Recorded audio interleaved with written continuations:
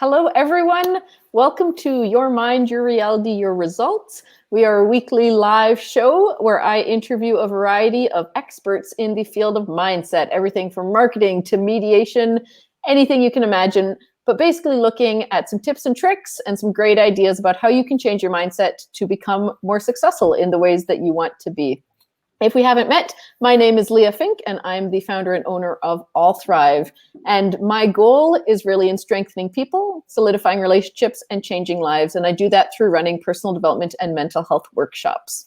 And I am so excited today to be able to introduce my guest, the lovely Mary Scott. Mary, thank you so much for being here. Oh, it's a pleasure to be here, Leah. Thank you for inviting me. Oh, it's definitely my pleasure. So let's just start by, would you mind sharing with everyone your expertise? What brought you on this journey, and why do you love speaking about improv?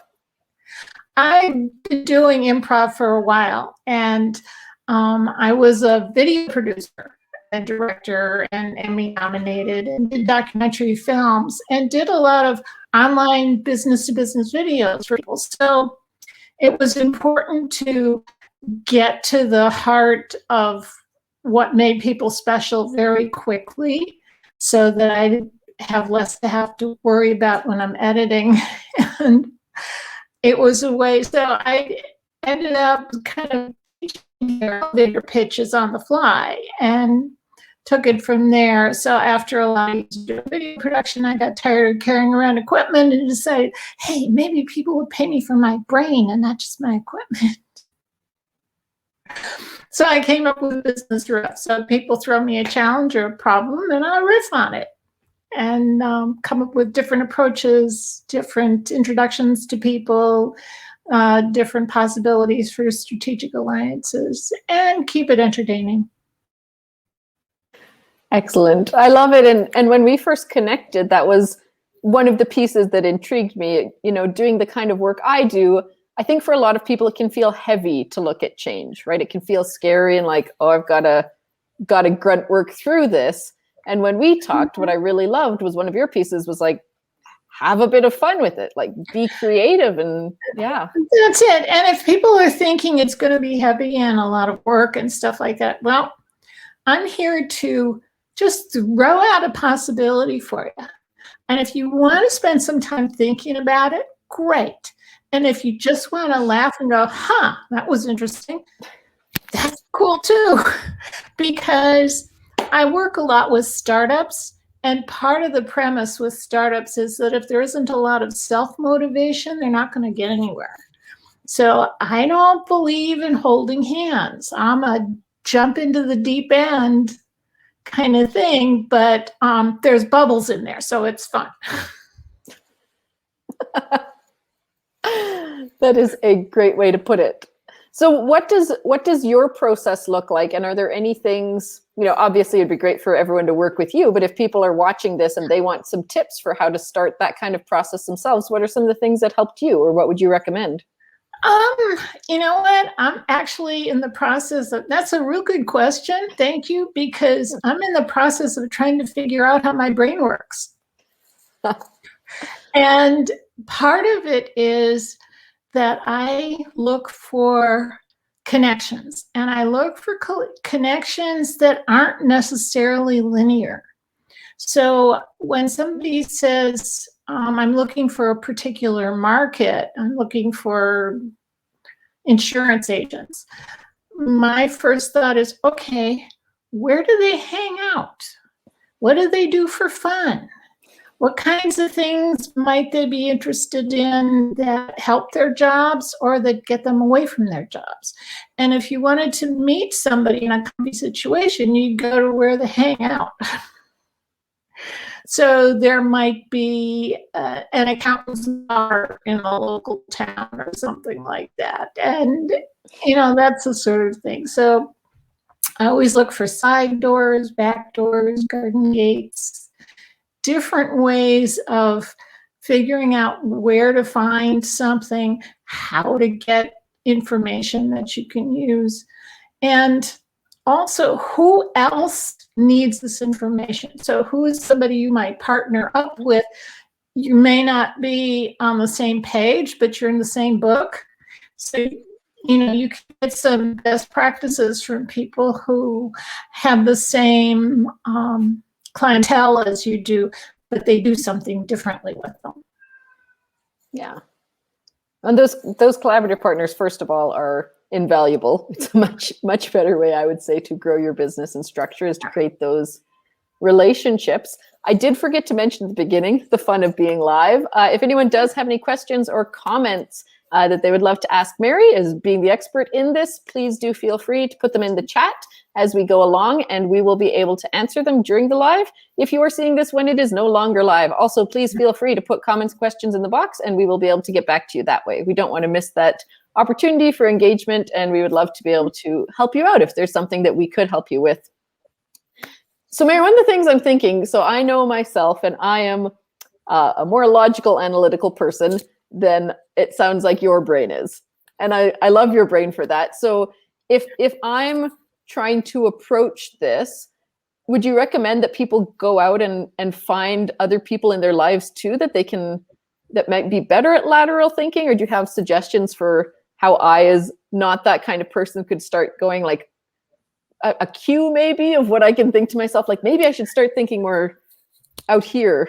Well, some of it has to do with, and this is my bucket list. I'd like to do a TED Talk at some point. Some of it is everybody in your life has encounters with or dealings with people I call Martians. They don't think like you do. They can go from A to G and they're correct, but they can't tell you how they got there. They seem to speak a whole other language. And invariably, they have a skill set you need, but it's not clear how to approach them to get them on your side and get what you need. Okay, these are smart people. Smart people are the ones who are going to save us all. And we live in a society that does a lot of intellectual shaming, right? People feel intimidated by smart people, or they get, up in your grill. I mean, who made you so smart? And what makes you think you can do all these things? Well, rather than those attitudes, you kind of catch yourself in the cultural norms and go, wait a minute, I need this person. I should embrace this person. Hey, I don't understand a word you're saying, but I want to hear more. Yeah. That's a good way to start. If you can make them feel comfortable, if you just don't be intimidated by them. And you can find all kinds of folks out there who would just be happy to share a little bit of their Martianness with you. And you can find them. You can find your inner Martian. If you fit any of those categories, like you can get from A to G and you don't know how you got there, but it's the right place, you might be a Martian. If you were ever the only one in your whole school, you might be a Martian. Yeah. And I love that. That was one of the things when we first met that really appealed to me. I think it was, you were saying, maybe it was your sons that were the Martians in your family? Oh, all my kids are Martians. All your kids are Martians. We're working on the next generation of Martians at this point. Well, I would say by your definition too, the way we've talked about, me and my brother are definitely some of those aforementioned Martians. And so I can definitely empathize with the piece of, there are fewer of us and we tend to speak an overly complicated language. So I've been working on. And you know what? Once you figure out that you're being a little overly complicated, there are ways of essentially being more clear without dumbing it down. So the other reason I like calling people Martians is because they are more likely to be the folks who actually get to Mars. These are the folks who are going to take us to the stars. And I don't like words like geek and nerd and dweeb and that, because those are negatives. And that feeds the cultural norm that you should downgrade smart people, in fact, rather than elevating them. Why shouldn't children be looking at smart people as their role models? I want to be like Einstein rather than I want to be like some rapper, who's not to say that a rapper can't be a smart person, but they tend to not be real well educated. And That's the sort of things. We want to change the aspirations of people. Yeah. When you bring in a great point, maybe on a broader scope, because I feel like we're also going on a very interesting but slightly deviated topic. One of my big pieces when I talk about relationship, which is one of the biggest things I talk about and do my training around, is really this piece of, not needing to say the rapper's bad for this because they're not smart, or that the smart person's bad because they're being too arrogant, or that the organized person's bad because they're too boring, or, the spontaneous person is bad because they're too unpredictable. It's really about understanding those pieces. And what you really talked about, I think, is embracing their strength. And I would think it's not good, it's not bad, it's different. And if you need more of an explanation of different, ask for it. But it's something to embrace the difference, because you never know when you're going to find that nugget that actually is the breakthrough you're looking for. Yeah, that's a great point. So when does, just to keep to somewhat to our original topic, because I think it's an important one too. So when we're looking at this, we have, our Martians and our big idea thinkers that are maybe helping us get these, I would call them like lateral connections, right? To not just, who are the accountants, but where do they hang out? What are some other ways you might recommend that people play with that improv style as they're looking at their business and how to develop? Well, some of it is just playing with improv. So next time you want to do a social game, pull something out of the kitchen drawer and pass the item around. It could be like a can opener or something. It doesn't really matter, but you pass it around from person to person, and each one has to come up with a different use for it. So it could be anything from its actual use to, these are handlebars on a motorcycle, these are antennas on my Martian, these are... But take an ordinary object and you pass it around and you see how many times you can get some different way to use it. That gets your brain thinking in non-linear ways. And that's also good exercise for when you want to look at a business challenge or a business problem. There's the A to B way of looking at it, but there might be other ways of looking at it. If I bring this up with another client, what's likely going to be the outcome? Or if I talk to my lawyer about this, or maybe I talk to my marketing person about this and just do some brainstorming, it may clarify things. Yep. No, that's great. And, on top of that too, especially if you are maybe using this as a practice consistently, that you're trying to promote that, just even to having that physical thing in your hands can really help your brain engage that movement, that connection to something tangible, especially since our whole world is like this right now, staring at a computer screen, sitting there, right? That there are so stagnancy. many things one can do with a pencil that are non-violent. That is, please tell me you're going to write a book called something like that, because that is a great title. So many things one can do with a pencil. 101 non-violent things to do with a pencil. Okay, excellent. Okay, so there's that piece. What would be, if someone finds they're getting stuck, because I think we all have that experience, and I'm sure even you do too, right? With all your experience. What are some either suggestions or ways that have helped you get unstuck from that, if you find you're thinking too narrowly for a while? Literally get up and walk away. You actually change your physical space. Think about something else for a while and come back to it. How mission critical is it? In my experience, unless you're a neurosurgeon, just about nothing is actually life and death. And I don't know anything that can't wait 20 minutes. And sometimes that's all you need to kind of clear out the tight knot your brain's gotten into. Go outside, smell a flower, pet a dog, just get out of whatever situation you're in. If you're in a corporate office, even going to the ladies' room can be something. Walking down to the lobby can be something. Going and getting a drink of water. Anything, just get your physical self out of that space. And it helps you get your breath back, and you have to breathe differently when you're moving, and that's a real good way to get unstuck.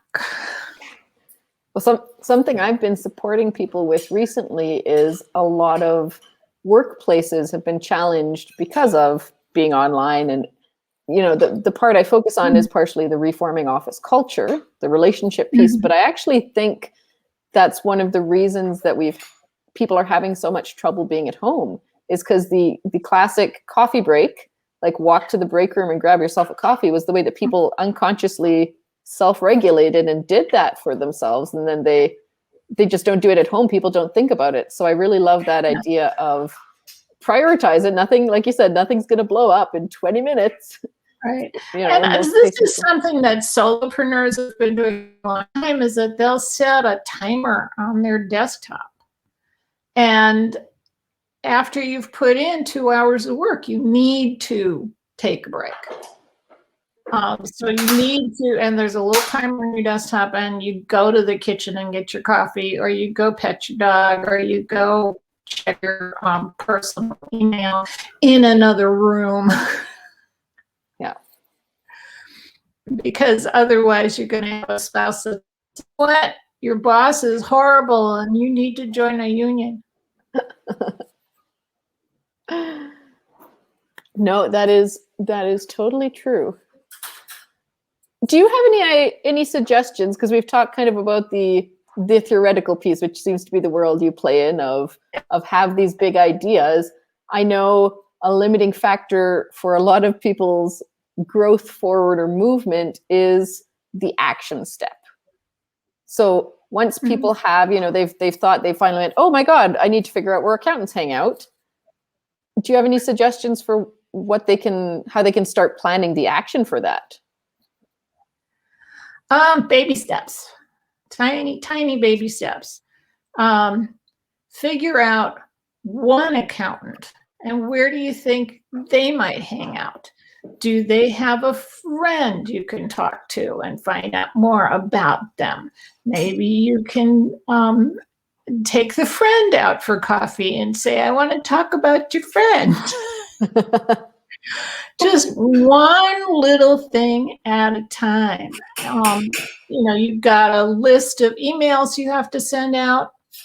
Do 5 and then have a piece of chocolate.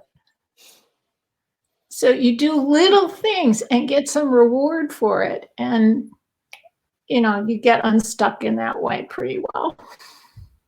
No, that's a great piece, because those steps are hard. And, for people sometimes doing the emailing and the cold calling, those are tough ones. And once you can start the list, have 5 on the list, go back and start actually calling them or emailing them.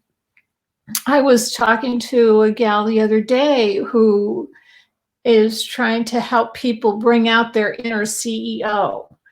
And I pointed out that, some people need to work on their inner office manager before they get to their department head, before they get to the division manager, before they get to their CEO.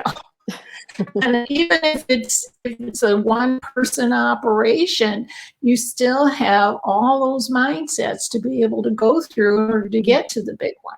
So that's part of it, is start small. And it's more important to start and do something and get some reward for it than to sit there and being overwhelmed.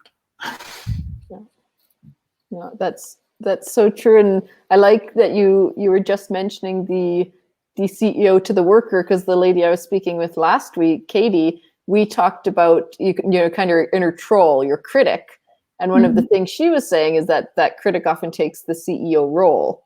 And it was the reverse too, of saying, okay, this isn't what I want as my CEO, let's demote him to a worker. So I also like this idea of demote him, but also figure out all those managers Sure. before the big step, because that does feel daunting, doesn't it?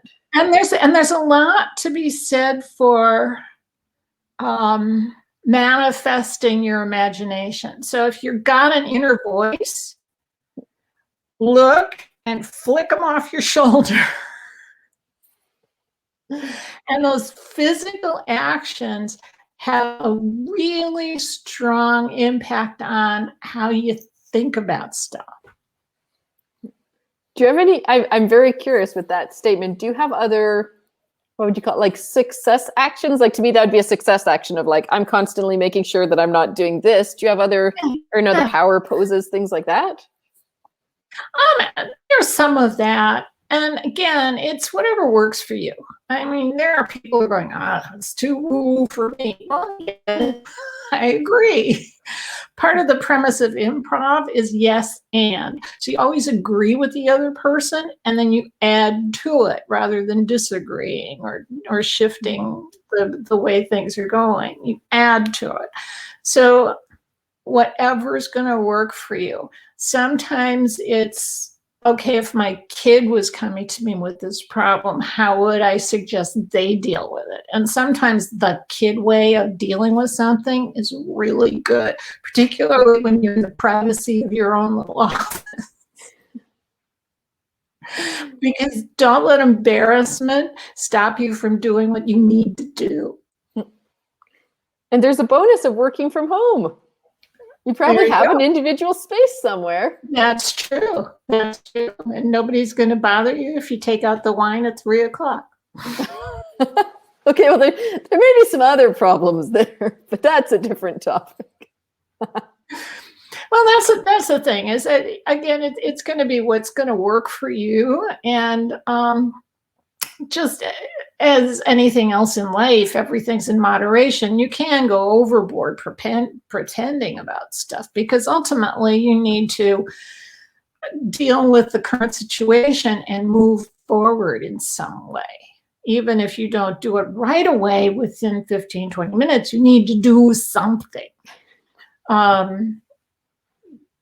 Somebody was teaching water skiing, I think, and pointed out that if you ever say, oh crap, you have to do something. You can't just leave it there. Yeah. So you have to do something. So better to, and honestly, if you do the wrong thing, you're still going to be learning from that experience. And just about nothing is totally irrecoverable. You're going to learn, or you didn't need that client anyway, and you'll learn that it's not something you do the next time around. And so even when people spend a lot of money on something that doesn't seem to work for them, it was tuition money for figuring out what's not going to work for you. And that's as important to know as what does work for you. What I like about that mentality too is that it's kind of the same thing as the improv yes and, right? Is this thing happened, and here's the way I'm taking it. Like, here's the way I'm looking at it or perceiving it. Exactly. Also, I want to point out, thank you, Marion, for joining us. She's saying, I'm liking this chocolate and wine. So clearly we got the topics we should talk more about. How do we get some more? Yeah, and if you don't want to overdo, always go top shelf. If it's real expensive, you'll have less of it and you'll save it. See? Perfect. I hope that was helpful, Marion. Thanks for joining us. Well, life's too short, too, to drink bad wine and eat bad chocolate. That's yeah, exactly. Excellent. So are there any final pieces of wisdom or just suggestions you would like to impart with people that you think they could take forward? Well, certainly people, if they want to book a consult with me, that'd be great. I'm not that expensive and I'm easy to find. I also, as a public service, because I was doing so much networking, I put together a networking calendar of virtual events.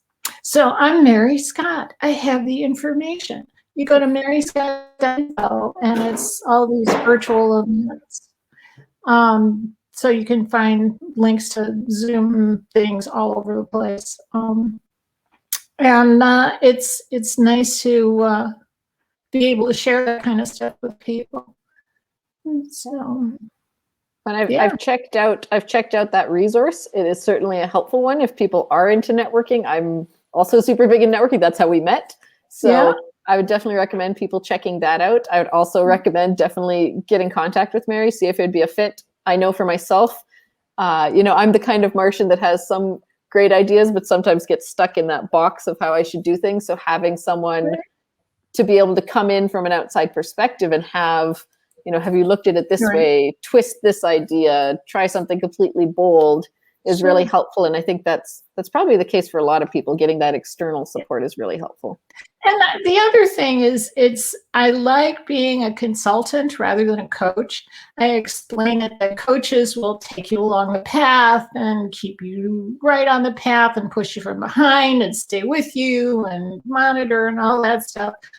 I'm the wizard that gets conjured up, changes the color of the path, introduces you to some new intriguing wildlife, and disappears. So if you need to conjure me up again, you can, but there's no requirement for that. Yeah.